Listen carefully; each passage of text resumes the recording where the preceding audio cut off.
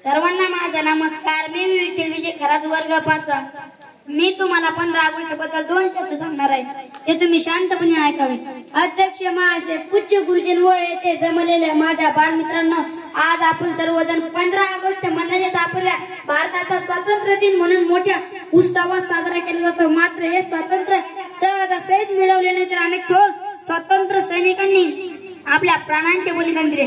महात्मा गांधी, लोकमान्य टिळक, झाशीची राणी भगतसिंग, राजगुरू, सुभाषचंद्र बोस अशा अनेक शूरांनी आपले जीवन देशासाठी समाप्त केले।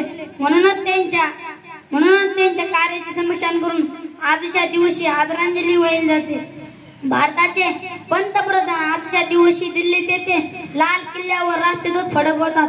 तसेच स्वातंत्र्यवीरांनी 21 तोफ्यांची सलामी देण्यात येते। एवढे बोलून मी माझे 2 शब्द संपवतो। जय हिंद, जय भारत।